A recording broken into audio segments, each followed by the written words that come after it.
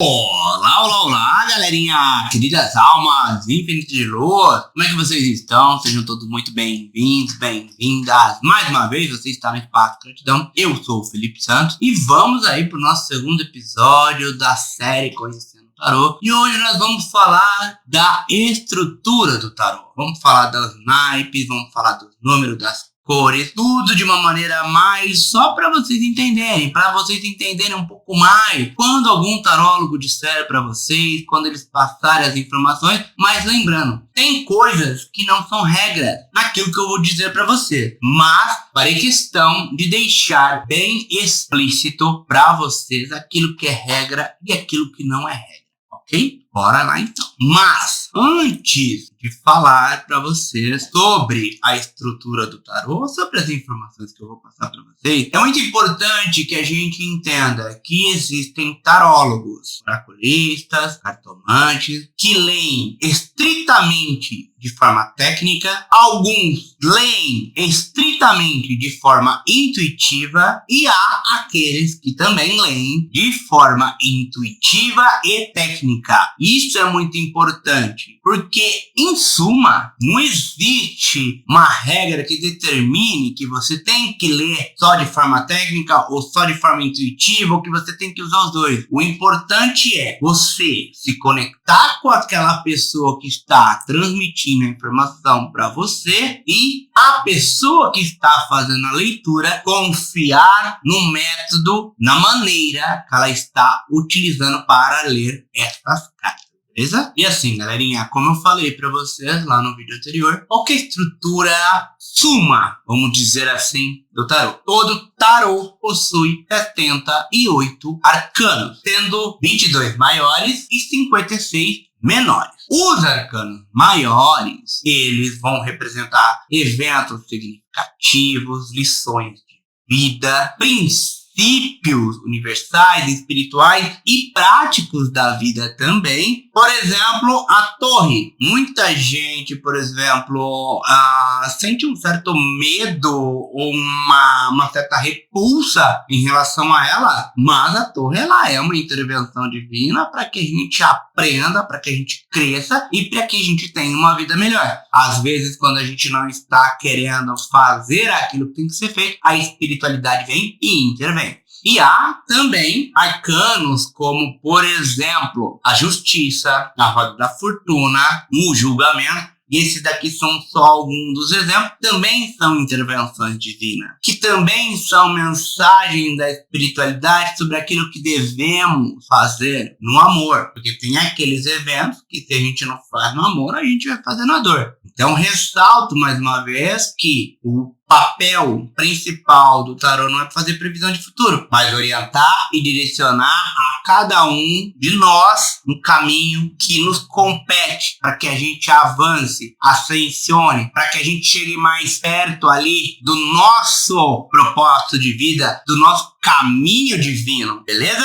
E assim, galerinha, agora a gente vai falar dos arcanos menores. E diferente dos arcanos maiores, que são lâminas únicas, são singulares, que representam os princípios universais, espirituais, acontecimentos importantes, lá nos arcanos menores, a gente vai ter as lâminas separadas por naipes e nos arcanos menores também estão contidos a realeza, ou seja, o pajem, o cavaleiro, a rainha, o rei. Esses naipes quem são? Então, naipe de copas, falando das emoções, naipe de ouros, falando das questões materiais, naipe de espada, falando do intelecto, das comunicações, do pensamento, e o naipe de paus, que fala das questões espiritual, dos impulsos, né, da nossa criatividade. E tem um detalhe, e isso não é regra, tá, pessoal? Mas naipe de ouros normalmente vai representar o elemento terra, naipe de copa vai representar o elemento água, naipe de espadas vai representar o elemento ar e o naipe de paus vai representar o elemento fogo. A partir desses conhecimentos já se é possível entender, por exemplo, de que se trata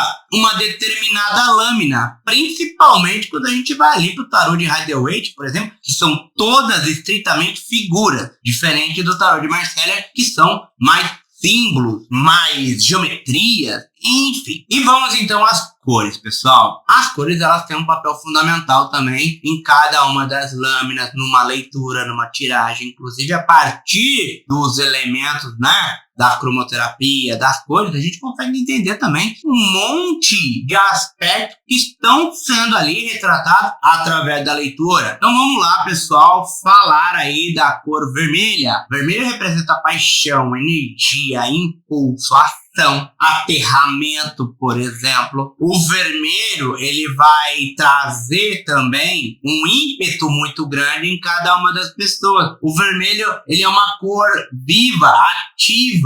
Ele é uma cor mais yang, então ele vai representar mais essa questão das iniciativas, beleza? O azul, por exemplo, traz calma, espiritualidade. Ele vai falar também do aspecto intuitivo de cada um daqueles que estão conectados àquela energia. O azul, ele vai trazer também uma questão muito importante relacionada, por exemplo, à espiritualidade. O azul, ele está muito conectado com o mundo espiritual. Amarelo, por exemplo, ele vai falar de alegria. O amarelo fala muito das questões de pensamento, sobre uma busca de clareza, tanto que quando a gente tem aí uma energia de um amarelo um pouquinho mais fraco, um pouquinho mais fosco, a gente está trazendo a necessidade de buscar a clareza. Quando a gente vê um amarelo muito, muito intenso, a gente está falando, por exemplo, sobre a necessidade de pensar menos. O amarelo também fala das coisas materiais. Então, é muito importante a gente prestar atenção em cada um desses aspectos. O verde fala de natureza, de cura, de verdade. Ele representa o chakra do coração junto com a outra cor, que é a cor rosa, e posteriormente a gente vai falar dela também. O verde, ele fala de esperança, de sorte. Então, tem toda essa questão, inclusive, muitas vezes o verde também vai retratar sobre vitalidade. Embora o laranja também retrate, a gente vai chegar lá, mas o verde também fala sobre esse aspecto do céu. E aí a gente vai numa das cores mais incríveis e adoradas, né, pela grande maioria, pelo menos é o que eu vejo, né, trabalhar a transmutação da cor violeta, o roxo, lilás. Eu mesmo, a minha cor favorita desde quando criança, e olha que interessante, o roxo, ele mistura o impulso da cor vermelha com a serenidade, a espiritualidade, a intuição do azul. E o roxo, ele também fala de mistério, fala de transmutação, fala de conexão profunda com o divino e assim por diante. O preto, ele também vai trazer essa energia de mistério, mas a energia de mistério que o preto traz é muito mais relativa àquilo que é desconhecido, aquilo que nos faz pensar, aquilo que, por exemplo, a gente não está alcançando uma clareza, ou quando a gente está num processo de transição. E o preto, nesse momento, ele é muito útil também. E o branco, né, para quase finalizar aí a nossa listinha de cores, ele vai falar sobre pureza, também sobre serenidade, também sobre cura, sobre novos começos. O branco é a luz que nos alcança.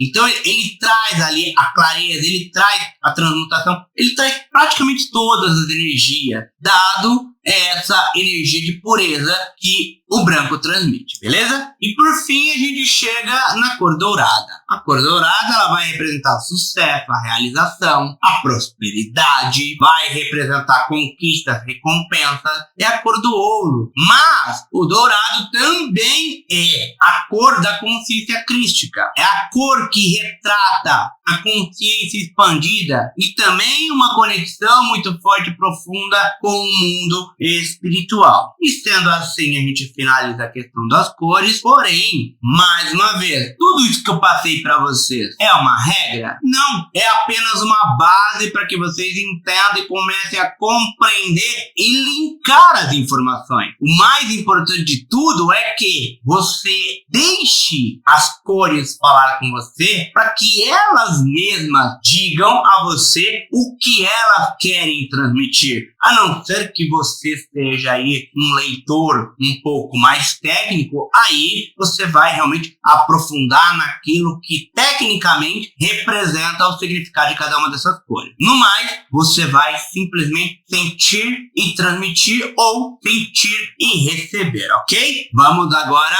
para os números, que também é uma outra energia que eu sou muito fascinado, muito grato e que eu utilizo bastante, inclusive no meu dia a dia. Os números, eles surgiram e começaram a ser estudados e desenvolvidos num momento de grande desafio da humanidade, que era organizar, era contar, eram as questões mais práticas que até então não tinham soluções, e os números vieram para trazer soluções. E no tarô não é diferente. O número 1, por exemplo, que vai falar de novos inícios, vai falar de unidade, de unificação. O número 2, que vai falar de acúmulo, de escolha, de dualidade. O número 3 vai falar de comunicação, de criatividade, de expansão. O 3, ele também traz energia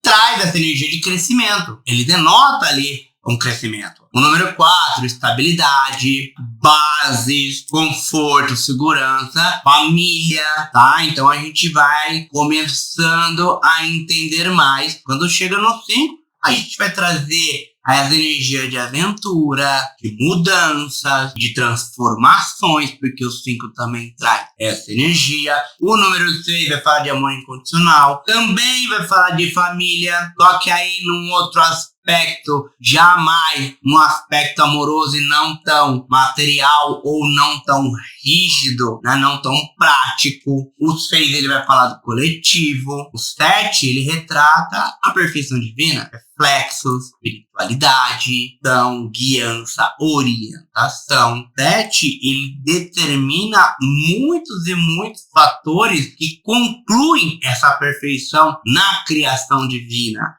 Não é à toa que são 7 dias na semana, 7 notas musical, 7 cores no arco-íris e assim por diante. O 8 vai falar de manifestação, de realização. O 8 ele vai falar daquilo que é infinito, eterno. Vai falar de justiça, vai falar de equilíbrio, vai falar de dedicação, de empenho. Quando a gente chega no 9, a gente já tem uma energia de persistência. O 9 fala bastante de finalização de ciclo ou de uma quase finalização, tipo, falta um pouquinho para chegar ali. O 9 também tem uma conexão muito forte com o mundo espiritual. Afinal, quando Deus criou o 9, quando a gente vai estudar os números, Deus criou o 9 para que ele cuidasse de todos os outros números. E depois disso, e aqui a gente não vai entrar nessa parte, que aqui a gente está falando da estrutura do tarô em si,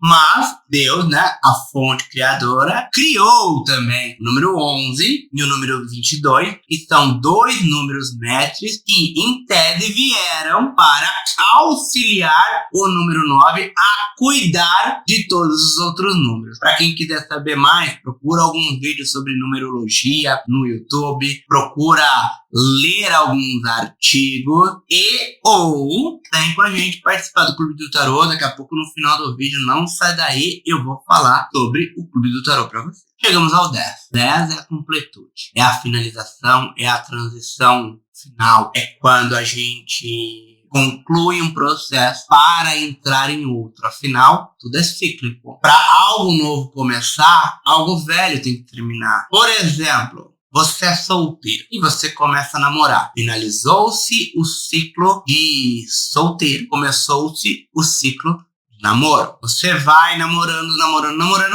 Acabou o namoro. Encerra o ciclo de namoro. Começa um ciclo novamente de solteiro. Ou a gente pode ir lá com tantos outros exemplos que, se eu ficar aqui para deixar cada um desses exemplos para vocês, a gente vai ficar aqui até amanhã. Mas, em suma, era isso que eu queria trazer para vocês em relação aos números. Quem quiser saber mais, quiser conhecer mais o tarô, principalmente em se tratando, como eu disse para vocês lá no primeiro vídeo, do Tarô de Marsella, vem participar com a gente do Clube do Tarô, Caminho do Tarô de Alejandro Jodorowsky. O Clube do Tarô é um clube do livro. Lá a gente se reúne, eu estou como mediador, como facilitador, e a gente estuda esse livro minuciosamente. Para quem não consegue estar ao vivo, tem ali os vídeos gravados no Hotmart e a gente vai conversando ao longo dessa série, mas já vou dizer para vocês que não essa semana, na próxima semana, nós vamos entrar especificamente nos arcanos maiores. Então, para quem já tem um pouquinho de conhecimento, vale a pena entrar, porque só vai acrescentar. E para quem é leigo também pode ver, porque você pode assistir os encontros gravados, beleza?